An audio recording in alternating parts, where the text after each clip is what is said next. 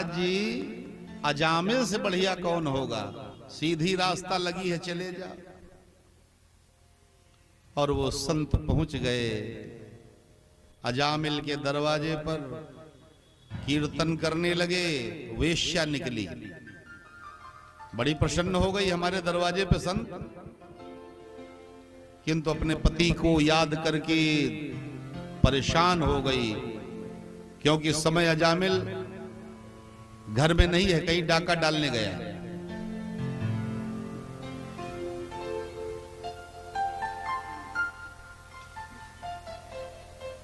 अजामिल की याद करके महाराज वो दुखी हो गई और संतों से बोली, आप गलत रास्ते पे आ गए हो, आप गलत रास्ते पे आए हो। ये है तो ब्राह्मण का ही घर, लेकिन मैं वेश्या हूं और आप क्या हमारे हाथ का भोजन करेंगे? संतों ने कहा, बेटी हमारे लिए कोई उच्च कुल की बहू हो या कोई वेश्या हो, हमारे लिए तो सब बराबर है।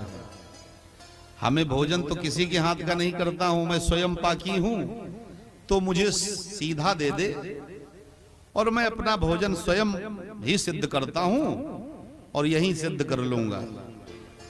उस वेश्या ने अपने घर से सीधा पानी दिया और महात्माओं ने भोजन सिद्ध किया। वेश्या ने कहा, आप हमारे पति के बारे में जानते हो? कहा नहीं। कहा वो बहुत बड़े डाकू हैं और आ गए अगर कहीं आपका अपमान हो गया तो क्या हो गया? महात्मा जी ने कहा, सम्मान निरादर आदर ही संत सुखी विचरंत मही। कहीं सम्मान होता है, कहीं निरादर मिल जाता, कहीं आदर हो जाता है, संत हर जगह सुखी रहता है, देखा जाएगा। और ऐसा कहकर के संतों ने भोजन ग्रहण किया और कीर्तन होने लगे। अर्धरात्रि के बाद वो अजामिल आया, एक हाथ में मांस की पोटली, शराब की बोतल, एक दो साथी थे जो उसके साथ में धन लिए हुए डाका डाल के आया था। अचानक जैसे ही अपने दरवाजे की तरफ मुड़ा तो प्रांगण में देखा संतों के कीर्तन हो रहे हैं। ओहो, मानो आज उसका प्रारब्ध जागृत हो गया। पूर्व चिंतन जो पूर्व का पूर्ण था वो जागा।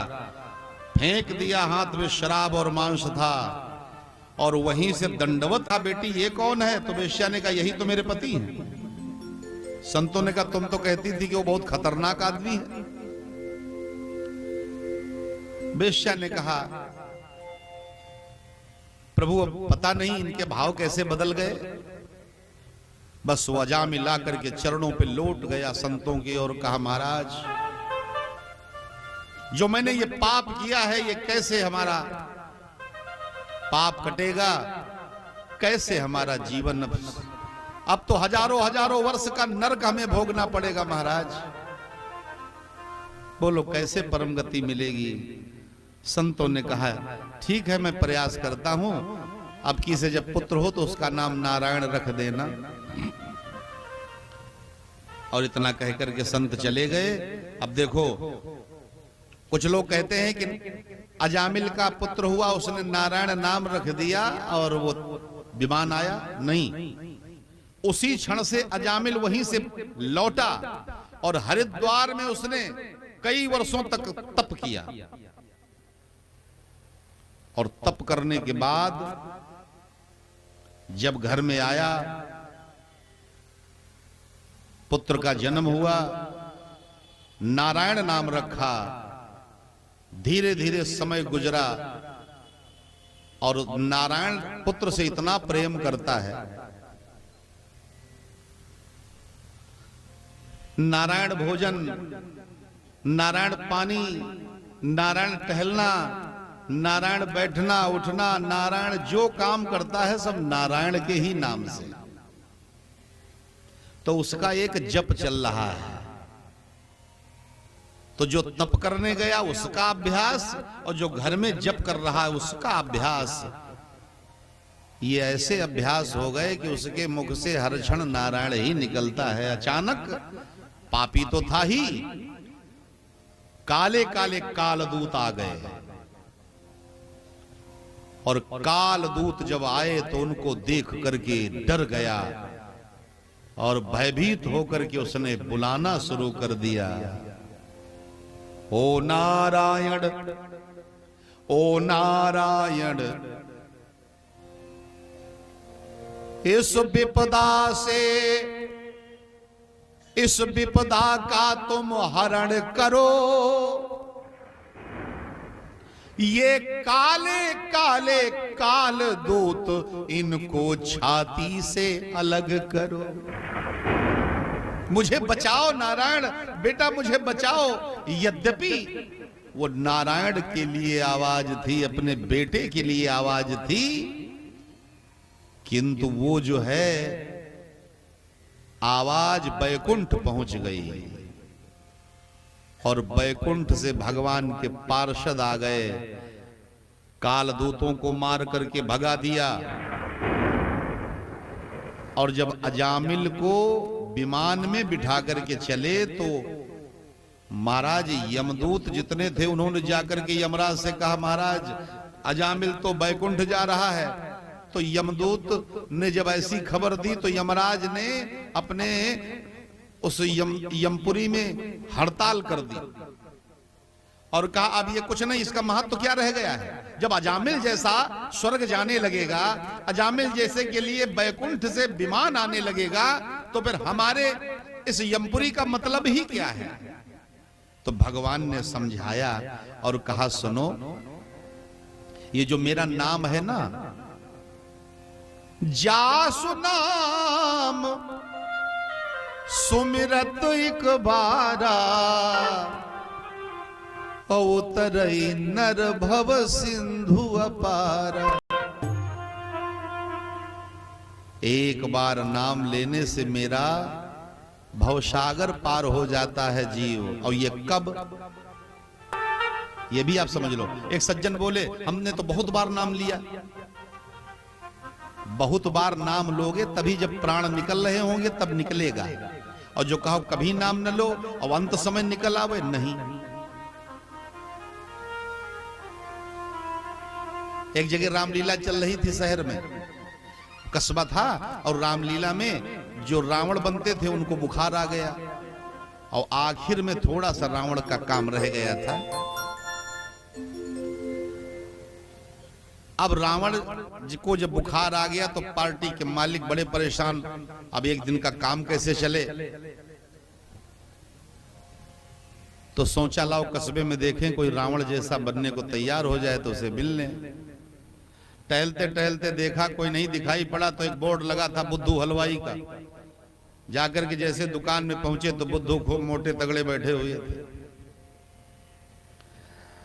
बुद्धू से कहा भाई हम आपसे मिलने आए हैं। बुद्धू ने कहा मिठाई चाहिए? नहीं। फिर आपसे कुछ काम है? हमसे काम है, बोलो रावण बनना है। बुद्धू बड़े गुस्से में हो गए, तुमको हम रावण दिख रहे हैं? मैं शरीर से मोटा हूं इसका मतलब मैं रावण हूं? उन्होंने हाथ जोड़े, ऐसा नहीं है, आप लग रहे हैं कि आप कर सकते हैं। क्या करना है? अरे कहा आपको रावण बनना है, और देखो भाई आदमी आदमी के काम आता है, थोड़ी सी मेरी समस्या है और इस समस्या के कारण आपको मैं लेने आया हूं। बहुत देर तक समझाया, समझाने के बाद में बुद्धू तैयार हो गए। अंत में चलते समय बोले हमको बताओ करना क्या होगा। तो पार्टी मालिक ने कहा करना यही है कि जब तुमको रावण बना के भेजा जाएगा मंच पर, स्टेज पर, तो हनुमान आएंगे और गदा पटकेंगे और तुमसे पूछेंगे कौन हो तुम, तो तुम सिर्फ इतना कह देना कि मैं लंकापति रावण हूं।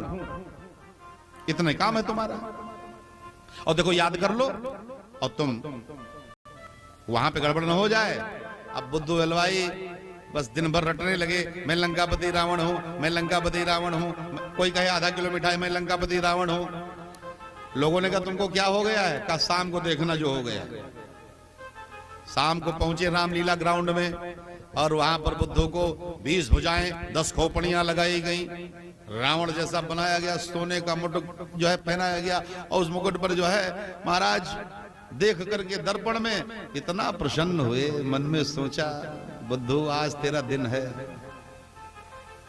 और पर्दा के पीछे बैठ गए। अब पर्दा खुलने वाला है और पर्दा के पीछे बैठे और दर्पण देख के वहां पोह में ये भूल गए हमें कहना क्या है। अब सोचे हे भगवान अब हम क्या कहेंगे, ये तो भूल ही गए। अब ये सोच ही रहे थे, इधर उधर देखा कोई नहीं, और तब तक पर्दा खुला, और जब पर्दा खुला तो सामने हजारों की पब्लिक को देखा। पसीना छूटा, हे भगवान अब क्या होगा। हनुमान बड़े होशियार थे, बड़े दिनों से जो अभिनय कर रहे थे, पता नहीं है किधर से आ गए वो। बड़ा विशाल गदा और बड़ी जोर से पटका, कौन हो तुम? और जैसे ही कहा कौन हो तुम, वैसे बुद्धू कूद पड़े, मंच से भागे, भैया मारो ना हम बुद्धू हलवाई हैं, भैया मारो ना हम बुद्धू हलवाई। सारी पब्लिक में हाहाकार मच गया, ये कैसे रावण है भाई, क्या हो गया। लोगों ने बुद्धू को पकड़ करके बिठाया और देखो शांति से बोलो बोलो ये क्या हो गया तुमको। अरे क्या हो गया, जान बची लाखों पाए। वो पहले वाले रावण थे, वो ज्यादा दिनों से वो काम कर रहे थे, हमको सुबह बताया गया, शाम को कैसे हो पाएगा। बस ऐसे ही मैं आपको बताना चाहता हूं कि पहले से ही अभ्यास शुरू कर दो, आखिरी में काम आ जाएगा जब यमराज खड़े होंगे। और पता चले जब यमराज आवे तब कहो राम राम राम राम, थोड़ा अभ्यास कर ले, उस समय बुद्धू की तरह हाल होगा। बोलो गोविंद भगवान की। तो यहां पर भगवान ने कहा कि जो अंत में मेरा नाम ले लेता है, मैं उसे भवसागर पार कर देता हूं। और ये नाम की बड़ी महिमा है। नाम चलती चाकी देख के दियो कबीरा रोए, दुई पाटन के बीच मां साबित बचान को। कबीरदास जी ने संसार की गति को देखा, ऊपर आसमान नीचे धरती और बीच में जीव है, ये सब चकिया की तरह पिस रहा है। जैसे गेहूं पिस रहे हैं ऐसे सब पिस रहे हैं माया। बगल में कमाल खड़ा था, उसने भी चक्की को देखा, अपनी अपनी दृष्टि है। चलती चाकी देख के हंस्यो कमाल ठठाए, जो कीली से लगी गयो वा को बाल न बांको जा। कबीरदास जी ने कहा हंस रहे हो? कहा हंस रहा हूं इसलिए कि आप रो रहे हो। तुम क्यों हंस रहे हो? उसने कहा आप क्यों रो रहे हो? कबीर ने कहा इसलिए रो रहा हूं, ये जीव जो है चकिया में पिस रहा है। जैसे कोई अनाज पीसा जाता है तो आपने देखा होगा, जो घर में चकिया होती है ना, उसमें कील होती बीच में। तो कहा आप चक्की को देख करके रो रहे हैं और मैं उस कील को देख करके हंस रहा हूं। क्यों? कि जो कील है ना, उसमें जब दाना डाला जाता है तो जो दाना इधर उधर फैल जाता है वो तो पिस जाता है, लेकिन जो कील के किनारे रहता है वो बच जाता है। कहने का तात्पर्य एक और सिद्धांत दिया कि धीवर सिंधु जाल बिखरावत, ताहि जाल बिस्मीन फसावत, और जो भगिमीन पैर ढिंग आवत, तही का जाल फसाई न पावत। कहा कि जब मछुआरा सागर में जाल फेंकता है तो उस जाल में मछली को फंसाने के लिए यत्न करता है। तो जो मछली मछुआरे से दूर भागती है वो तो जाल में फंस जाती है, और जो पैरों की तरफ भागती है वो बच जाती है। तो ऐसा क्यों बताया? का सुनो, यह संसार समुद्र सम और जीव है मीन समान, ताहि फसावन हित पर्यो माया रूपी जाल। ये संसार सागर है और इसमें हम सब जीव मछली हैं और मछुआरा परमात्मा है, और ये जो जाल फेंका है उसने ये माया जाल है। अब इस माया जाल को उस मछुआरा रूपी परमात्मा ने फेंका है, तो जो मछली माने जीव भगवान के चरणों की तरफ भागता है वो माया जाल से बच जाता है, और जो भगवान से दूर भागता है वो जाल में फंस जाता है। बोलो गोविंद भगवान की। इसलिए ये नाम की बड़ी महिमा है।